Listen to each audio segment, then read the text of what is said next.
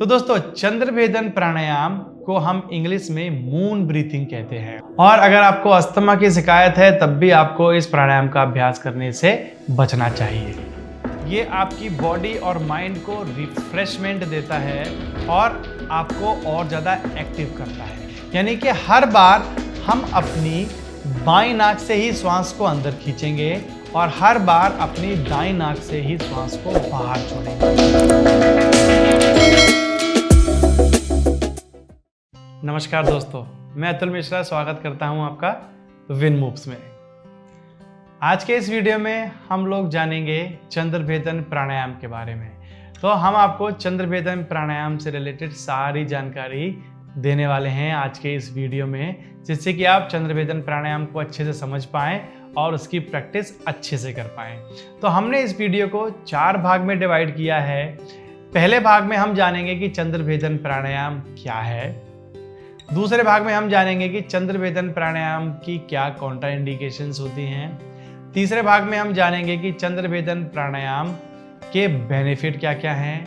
और चौथे और आखिरी भाग में हम लोग जानेंगे कि चंद्रभेदन प्राणायाम को किस तरीके से करना है और क्या सही टेक्निक है इसको करने की। तो दोस्तों इसलिए आपको वीडियो को एंड तक देखना है, जिससे कि आप चंद्रभेदन प्राणायाम को अच्छे से समझ पाएं। आपको वीडियो बीच में मिस नहीं करना है। और अगर आप हमारे चैनल पर पहली बार आए हैं तो हमारे चैनल को सब्सक्राइब करें और वीडियो को अंत तक देखें। अगर आपको वीडियो अच्छी लगती है तो वीडियो को एक लाइक करके जाएं। तो दोस्तों चलिए बिना किसी देरी के शुरुआत करते हैं अपने वीडियो की। तो चलते हैं अपने पहले भाग की ओर कि चंद्रभेदन प्राणायाम क्या है। तो दोस्तों चंद्रभेदन प्राणायाम को हम इंग्लिश में मून ब्रीथिंग कहते हैं। तो चंद्र और मून, इसका अर्थ होता है चंद्रमा। सूरज जो है वो हमारी बॉडी को और हमारे जो एटमॉस्फेयर है, हमारी जो पृथ्वी है, उसको गर्म करता है और चंद्रमा जो है वो शीतलता देता है। तो इस प्राणायाम में हम लोग अपनी बॉडी को शीतल करने वाले हैं, क्योंकि ये जो मून ब्रीथिंग है वो चंद्रमा से रिलेटेड है। तो दोस्तों हमारे शरीर में 3 नाड़ियां होती हैं, एड़ा, पिंगला और सुषुम्ना। तो जो हमारी एड़ा नाड़ी जो है वो हमारी लेफ्ट नोस्ट्रिल होती है, यानी कि हमारी बाईं नाक, जो कि हमारी चंद्र नाड़ी भी है। और जो हमारी राइट नोस्ट्रिल है, यानी कि हमारी जो दाईं नाक है, वो हमारी सन से रिलेटेड है, जिसको कि हम पिंगला नाड़ी भी बोलते हैं और उसको हम सूर्य नाड़ी भी बोलते हैं। अब चलते हैं अपने वीडियो के दूसरे भाग की ओर कि चंद्रभेदन प्राणायाम करने की कॉन्ट्रा इंडिकेशंस क्या क्या है, किन किन लोगों को इसे प्रैक्टिस करने से बचना चाहिए और क्या क्या प्रिकॉशंस आपको लेनी चाहिए इसको प्रैक्टिस करते हुए। तो दोस्तों अगर आपको सर्दी, जुकाम या खांसी ऑलरेडी हो रहा है, यानी कि आपकी बॉडी में ऑलरेडी कूलनेस बढ़ी हुई है, शीतलता बढ़ी हुई है, तो आपको चंद्रभेदन प्राणायाम का अभ्यास नहीं करना चाहिए। को लो ब्लड प्रेशर की शिकायत है तब भी आपको इस प्राणायाम का बहुत ज़्यादा अभ्यास नहीं करना चाहिए। थोड़ा अभ्यास आप कर सकते हैं, बट आपका ब्लड प्रेशर बहुत ज़्यादा ही लो है तो आप इसका अभ्यास ना करें। अगर आपकी बॉडी ऑलरेडी कूल रहती है, ठंडी रहती है, तो भी आपको इस प्राणायाम का अभ्यास नहीं करना है। सर्दियों के मौसम में भी आपको इस प्राणायाम का अभ्यास नहीं करना है। और अगर आपको अस्थमा की शिकायत है तब भी आपको इस प्राणायाम का अभ्यास करने से बचना चाहिए। तो दोस्तों ये थी कॉन्ट्रा इंडिकेशंस चंद्रभेदन प्राणायाम की। अब चलते हैं अपने वीडियो के अगले भाग की ओर कि चंद्रभेदन प्राणायाम करने से क्या क्या लाभ होते हैं। तो दोस्तों चंद्रभेदन प्राणायाम जो है आपकी बॉडी में हीट को कम करता है। अगर आपको बहुत ज़्यादा गर्मी लगती है, बहुत ज़्यादा पसीना आता है, तो आप चंद्रभेदन प्राणायाम की प्रैक्टिस करके अपनी बॉडी को और ज़्यादा शीतल बना सकते हैं। अगर आपको हार्ट बर्निंग सेंसेशन हो रहा है, अगर आपको एब्डोमेन में यानी कि पेट में जलन हो रही है, गैस बन रही है, तो आप चंद्रभेदन प्राणायाम का अभ्यास कर सकते हैं। इससे आपको हार्ट बर्निंग और एब्डोमेन में जो बर्निंग सेंसेशन होता है उसमें आपको निजात मिलेगी। ये आपकी बॉडी और माइंड को रिफ्रेशमेंट देता है और आपको और ज़्यादा एक्टिव करता है। अगर आपको हाई ब्लड प्रेशर है और आप चंद्रभेदन प्राणायाम का अभ्यास करते हैं तो धीरे धीरे इसके अभ्यास से आप अपने हाई ब्लड प्रेशर की जो शिकायत है उसको दूर कर सकते हैं। अगर आपको स्ट्रेस है, आपको एंजाइटी है, आपको हाइपरटेंशन है, तो उसमें भी ये चंद्रभेदन प्राणायाम बहुत ज़्यादा लाभकारी है। अब हम समझ लेते हैं कि चंद्रभेदन प्राणायाम करने की सही टेक्निक और सही तरीका क्या है। तो सबसे पहले आपका आता है पोस्चर की क्या पोस्चर हमें लेना है। तो चंद्रभेदन प्राणायाम के लिए आप किसी भी ध्यानात्मक अवस्था यानी कि किसी भी मेडिटेटिव पोज में आप बैठ सकते हैं। जैसे कि इस समय मैंने सुखासन की पोजीशन ले रखी है, तो आप सुखासन में बैठ सकते हैं। उसके बाद आते हैं आपकी हाथों की पोजीशन। तो हाथों की पोजीशन के लिए हमें अपने राइट हैंड से यानी कि अपने दाएं हाथ से हमें प्राण मुद्रा को लेना है। बाएं हाथ को इस तरीके से हम अपने घुटने पर रखेंगे, अपनी रिस्ट को इस मुद्रा के साथ, और अपने दाएं हाथ से हम लोग प्राण मुद्रा को ले लेंगे। तो ये हमारी हाथ की मुद्रा रहेगी। अब हमें क्या करना है कि हमें हाथ में मुद्रा लेने के साथ अपनी बाईं नाक से श्वास को भरना है और दाईं नाक से श्वास को छोड़ना है। यानी कि हर बार हम अपनी बाईं नाक से ही श्वास को अंदर खींचेंगे और हर बार अपनी दाईं नाक से ही श्वास को बाहर छोड़ेंगे। ये हर प्राणायाम में पूरक, कुंभक और रेचक, ये 3 स्टेप आपको कंप्लीट करने होते हैं। पूरक अर्थात श्वास लेना, कुंभक अर्थात श्वास को रोकना और रेचक अर्थात श्वास को बाहर छोड़ना।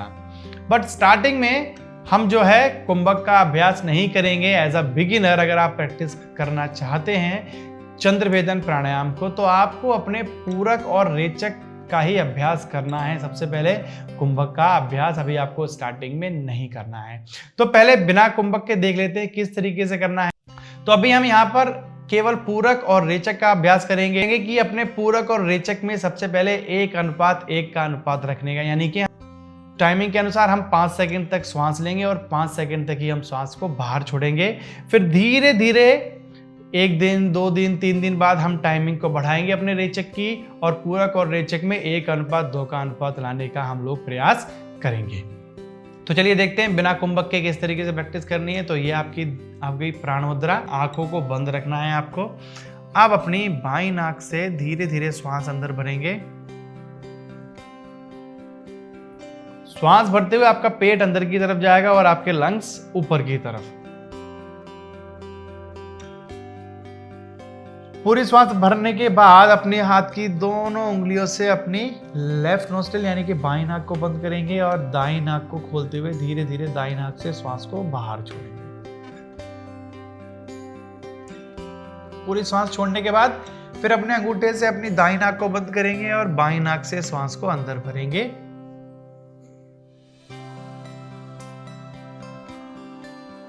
फिर बाईं नाक को बंद करके दाईं नाक से श्वास को धीरे धीरे बाहर छोड़ेंगे।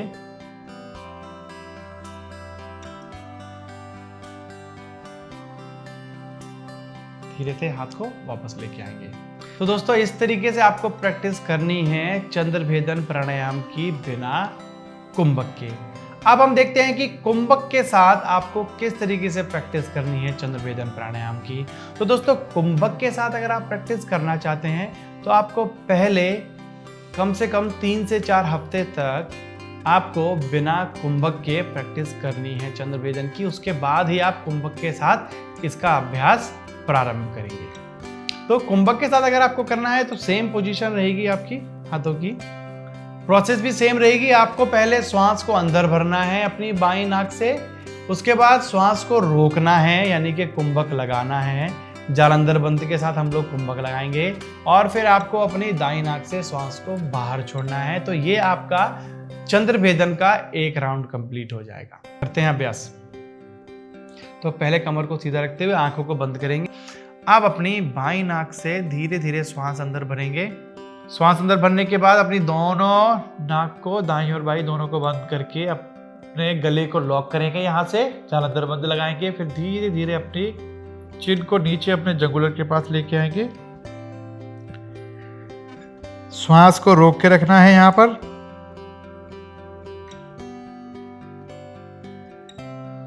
उसके बाद धीरे धीरे अपनी चिन को ऊपर लेके आएंगे, गर्दन को सीधा करेंगे। फिर अपने गले के लॉक को छोड़ेंगे और फिर बाईं नाक को खोलते हुए धीरे धीरे श्वास को हम लोग बाहर की तरफ छोड़ देंगे।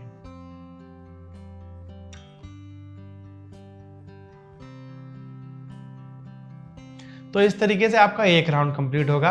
फिर जब आप दूसरे राउंड की तरफ जाएंगे तो सेम आपको उसी तरीके से अपनी बाईं नाक से श्वास को अंदर भरना है, फिर श्वास को रोकते हुए कुंभक लगाना है और फिर अपनी दाईं नाक से श्वास को बाहर छोड़ना है।